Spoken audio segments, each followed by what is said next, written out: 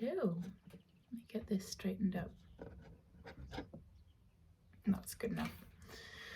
I don't know if you've heard of shadow work. You probably have. I think most of us have at least seen things on YouTube or somewhere on the internet about shadow work. And when I first started doing it, maybe 6-7 years ago, something like that, it's such a deep subject. Like it takes years, I feel, to really get into it, partly because it's so uncomfortable. It's so good for you, it's so healing, but it's also extremely uncomfortable.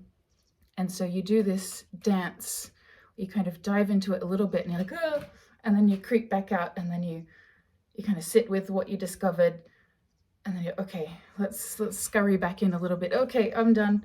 And then you step back out of it again, and then when you're feeling brave enough, you go back in. But over time, you get more and more comfortable with it as you learn to genuinely love and accept yourself, even the parts that you've learned to be ashamed of. And that's really the fundamentals of shadow work, and something I didn't understand for at least the first couple of years. I thought it was really about, and in part, it is about identifying bad character traits, owning them, taking responsibility for them, working on healing those parts of yourself. But another part of shadow work that I only became aware of very recently is that it can also be parts of yourself that, generally speaking, would be considered positive. I always put these things in quotations because I don't think that any emotion is negative or positive. It just is what it is, like clouds in the sky. They just exist. They're not good, they're not bad. They're just there. And same with character traits, anything you can think of. Nothing is really inherently bad. It depends how you process it. It depends how you use it as to whether it becomes destructive or constructive in your life. And so part of, well, let's go into the positive aspect, let's say, of the shadow that I've recently discovered about myself. And you might identify with this. So I learned as a teenager mostly, I learned that, or I was taught rather, that wanting to sing and perform in front of people is selfish, self-absorbed, wanting to be the center of attention, all of this kind of thing. So even though, I've been singing pretty much every day for about 30 years, like since I was 5-6 years old. It's such a massive part of who I am. It's something that brings me so much joy, and I sing blues, jazz, bossa nova, that sort of thing. And yet, it's something that I learned to be ashamed of and to just keep to myself because I was told that it's rude. I was even like humming, if other people are around and I'm just humming really quietly, I was told that that's rude. And so that's something that I learned to suppress, which when you suppress something that's part of who you are, it goes into your shadow. So what does that mean?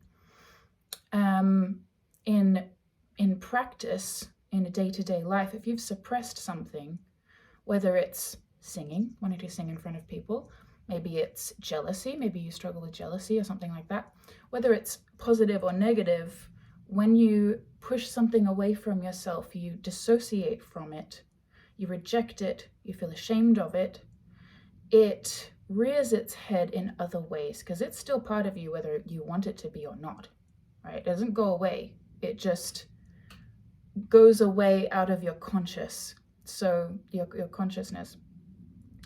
So what that meant for me is I would say I felt a lot of frustration over the years because I have this desire to sing in front of people, and it's not so much about wanting to be a center of attention. It's wanting to share the emotion of the music. It's wanting to be able to connect with people through my singing. And like I said, I sing like the blues and jazz, all that sort of thing.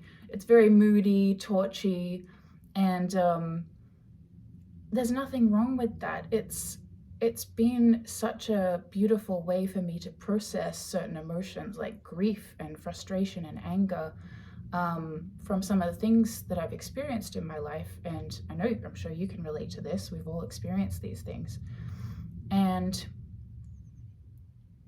because I'd learned to reject that part of myself, I wasn't sharing it with anyone. And it's only recently that I've come to this realization that actually I'm hiding that part of myself away from the world instead of sharing it, which is what I should be doing. It's what I want to do. And so I did an open mic night 11 years ago. That's the only time I've really sung in front of people in the last 15 years or something. I did as a kid a little bit, as like part of a choir, that sort of thing. But just me being the only one like singing, it's quite nerve-wracking. And so I hadn't done this for 11 years. On just this last Sunday, I had my first paid gig, and it was just this tiny little bar in the countryside, and like people that came out were so nice. They just like really enjoyed it. You could feel the mood in the room was like we were just all sharing this experience of the emotion of the music, of the lyrics. We've all been there. We've all, we're singing like Chet Baker, Ella Fitzgerald, that sort of stuff. And there's so much grief in that music, and music is such a beautiful way to process these emotions and to feel connected with other people through these negative emotions. We can all connect with each other through that. And I was denying myself that experience, and I was denying that to other people as well, that ability to connect with each other in that way. So I feel like it's a part of shadow work that you don't hear talked about all that often. But let's go into talking about more like negative emotions, let's say, that can end up in your shadow. That really, it's usually in childhood, we're taught to suppress certain things, anger, frustration, jealousy, all of these things. We're told these are bad emotions and you shouldn't feel them, right? Now, obviously, I'm not suggesting that if you feel angry, you go and take out your rage on someone, or if you feel jealous, you should control your partner and stop them from seeing their friends or something. It's not like that. It's not about becoming just unhinged and allowing these emotions to control you and to control other people. It's about taking responsibility for them, accepting them, letting go of the shame that you've learned to feel through these emotions, and processing them in a healthy way. And for me, a lot of the time that is through singing. For you, it could be in some other way. And it just struck me this morning to share something. Let's say that you struggle with jealousy in romantic relationships, for example. Part of reclaiming sovereignty in your own life, as a woman, as a man, right? It doesn't matter, is taking responsibility for what you're feeling. And when you do that, you don't need to project the responsibility onto other people. You don't need to outsource responsibility onto them. So what it could look like in the sense of jealousy, let's say your partner wants to go out with their friends, right? That is a perfectly healthy thing for them to want to do. And it makes you feel anxious. It makes you feel insecure. You start worrying, are they cheating on me? Do they not want to spend time with me, right? First of all, great thing to do, and this is something that I focus on a lot, is developing your own hobbies, like hobbies, friends outside of the relationship. You cannot be dependent on your relationship for absolutely everything, for all of your needs, entertainment, emotional support. You just can't. So developing other friendships, hobbies, things that you can do when your partner isn't around. Pardon me. So let's say your partner wants to go out with their friends. If you want to do this shadow work, this shadow integration, what Jung called the process of individuation. Let's say he or she is going out and you feel that jealousy starting to bubble up a little bit. The way to integrate your shadow is to own the feeling. Because when we have that feeling, that jealousy tucked away in the shadow, we're rejecting it, we're pretending it's not there, we make it the partner's problem. So instead of saying, hey, I'm feeling sort of jealous when you want to go out with your friends, it's not your fault, you're not doing anything wrong, I'm just communicating how I'm feeling. And it would really help me if, while you're out, and I want you to go out because I love you and I want you to enjoy your time with your friends, but it would really help me if, like, halfway through the night, if you could just send me a text and tell me you're thinking of me. Like, that would mean so much to me, right? That is a healthy way of integrating your shadow, taking responsibility for it, and using it in a constructive way to be vulnerable. And it can actually deepen the bond in your relationship because you're sharing that vulnerability with them. And an emotionally mature partner will be able to say to you, okay, thank you for telling me, I don't want you to feel that way. It is really important for me to have time with my friends, or maybe they just want to go for a walk by themselves, whatever it is. An emotionally mature person will say, yeah, okay, no problem, I'll send you a text. And that's that.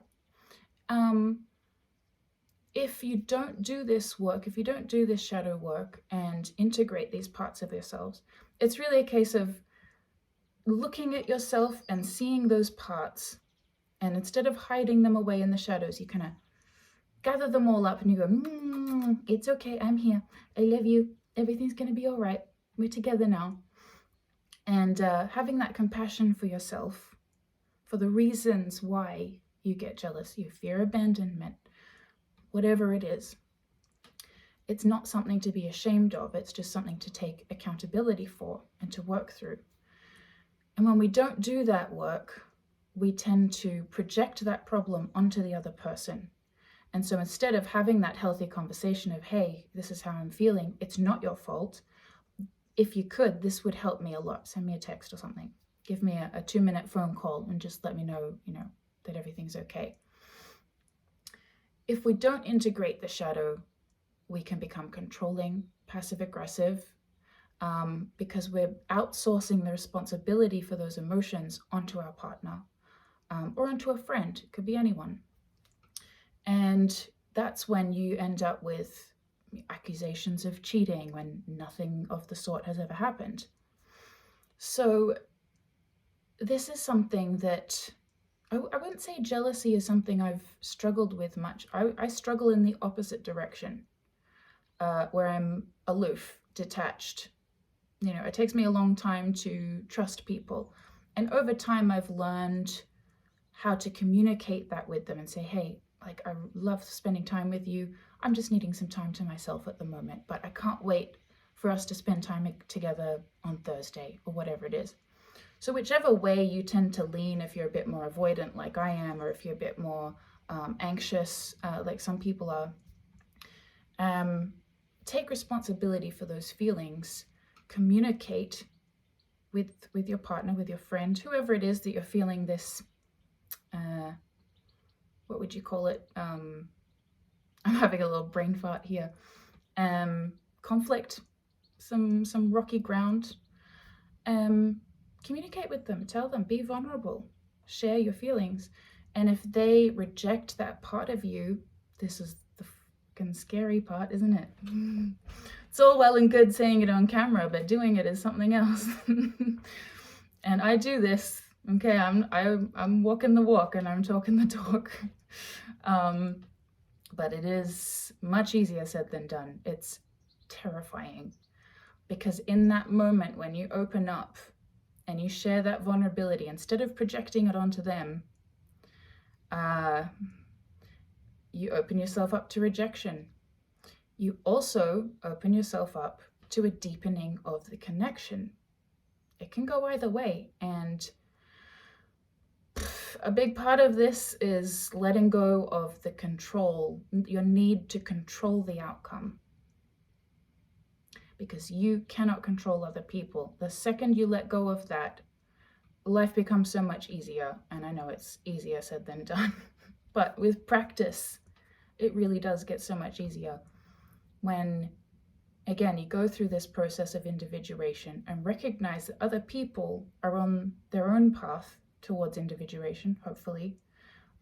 We all take different paths to get there, and that's okay. But in doing this, you allow for their free will and their autonomy. Can't remember where I was going with that. I think that pretty much sums it up. Otherwise, we'll be here for 6 months. I'll run out of battery by the time we finish. But that's something that I was thinking about this morning, and probably the last week or so. I've been a bit quiet over the last week. I don't want to ever force these videos. I don't want them to be scripted anymore. I don't want to force them, have a schedule or anything like that, but just when something is on my heart, to share it then and there and not think about it too much. So thank you for watching. Hope you enjoyed this. If you have thoughts, I'd love to hear them. Please share, let me know in the comments. All right, hope you have a good week.